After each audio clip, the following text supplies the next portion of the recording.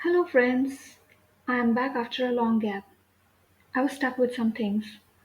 Today's vlog is going to be a little long. Today I'm going to talk to you about my cancer journey. I hope that my story is relatable and some of you who have fought this disease in the past or at present find a voice in me. Standing at almost 5 feet 4 inches and weighing anywhere between 48 to 56 kgs on an average, I have more or less been on the leaner side or at my ideal weight.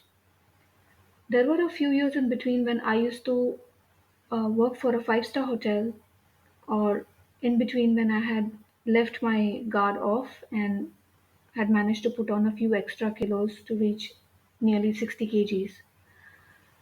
But I got back to my ideal weight once the alarm bells began ringing in the form of my favorite clothes that just won't fit. I'm a gym enthusiast, and since 2004, I have been a regular at a gym that is very close to my house. Hence, despite being a little heavier during certain years of my life, I had some percentage of muscle mass in my body, which gave me a lean look. I won't boast that I have a perfect hourglass figure, but I can say that I'm close to it. Compared to my body structure, I have been breast heavy since the beginning. My own mother makes fun of me, which uh, initially made me feel very conscious, uncomfortable, shy, and disappointed. But eventually, after many years, I made peace with my body and came to accept it the way it was. In another video, I would like to talk in details about the psychological effects of body shaming by others or a self manifested inferiority complex about one's own body.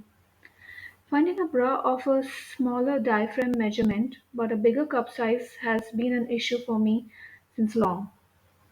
Thankfully, nowadays it has become easier to find it due to many Indian brands beginning to consider such odd sizes.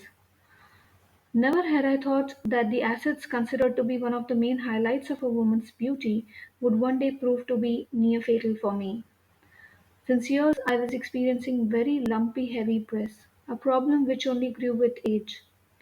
It became very painful during the periods and during ovulation days, especially the jerks that I would experience while commuting by suspensionless Indian auto rickshaws. Every speed breaker was a mini nightmare. Sometimes, despite having a severe back pain during periods, I would prefer to walk small distances instead of riding the auto because the back pain was rather bearable instead of bearing those jumpy speed breakers with painfully bouncy, heavy breaths. At times, I would come across auto drivers who were Michael Schumacher's personified or drove as if they were pilots, completely disconnected with the ground realities. My solution? Well, every time the auto hit a speed bump, I would discreetly hold my breast tightly against my chest to minimize the effects of the jerk. I would keep a watch on the driver's eyes through the rearview mirror and carry out the trick very smartly. Either I would fold my hands very tactfully under the breast for support, or I would press the hand fold tightly over my breast so that they don't dangle and unnecessarily bounce. I would do this in a way that made it look very natural and not a deliberate attempt to hide something. Since I often wore a medium or a large stole to cover my head and face in order to prevent dust and pollution from hitting my face or settling into my hair, I would be able to do this trick under my stole very comfortably. The stool also helped me to prevent my hair from becoming a laughable mess during the unruly breeze that would pass through very comfortably from all sides of the auto. But even then, I did keep an eye on the auto driver through the rear view mirror. I had been reading about the breast cancer awareness messages on social media, so I had began self-examining myself after I crossed 30. Although now, after being physically examined by trained doctors, I know for sure that I was not doing it right.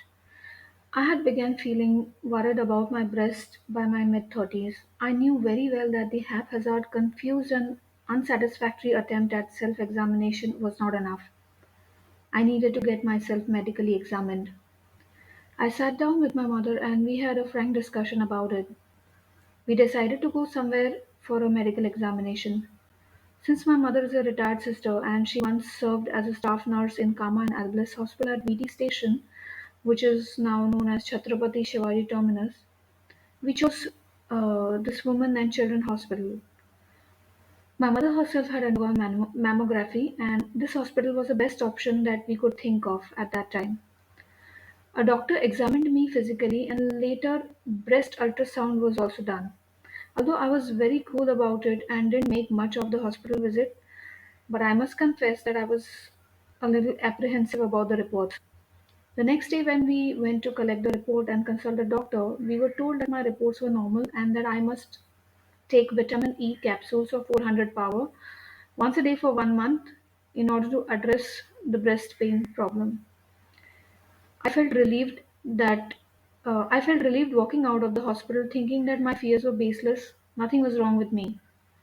The same night I showed the report to an old female MBBS doctor staying in my building. She too concurred with the hospital doctor and suggested that I should follow the hospital doctor's advice and reassess the breast pain situation after a month. I took Evion 400 for a month and the breast pain did disappear. So I decided to forget everything and get on with life. But within a few months, the breast pain emerged back on the scene. At this time, my heart was busy with some special attention. Hence, the painful flashbacks on top of my chest again went on the back burner. A couple of more months went by, dealing silently with the pain, and a year or so had passed. I was continuing to ignore the pain and dodge the speed bumps. One fine day, there was a free health checkup camp by a diagnostic center in my society compound. They did some preliminary tests like weight check, checking of blood pressure, and sugar. They had attractive health checkup packages to offer at their facility near to our building. I decided to address my pain point along with some other vital health parameters through one of their packages. It included breast examination and pap smear test. For those who don't know what is a pap smear test, please note that it is the physical collection of a swab from the uterus to check for cervical cancer. Having seen a young colleague lose her life a few years back to cervical cancer, I knew very well that breast cancer and cancer of any part of the uterus has become a big boo. So I felt that it was better to be safe than sorry. I also got my mother to enroll for one of their health checkup packages. Once again, the reports came normal. When I asked the doctor that why do my breasts pain and why is the month-long vitamin E regime ineffective beyond a few months, the doctor told me that since I'm young, I have too much hormonal activity going on in my body. And in some women, breast pain during periods or ovulation is a common occurrence. So this time too, my fears were put to rest by the doctor's reassurances. I felt that probably I'm tripping too much about a non existent problem. It's just in my head, and that painful breast is my destiny till I hit menopause. I got busy with my career and heart and ignored the supposedly non existent problem for another 2 years until 2019.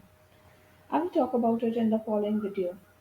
If you like this content, then please subscribe and press the bell icon to get video upload notifications.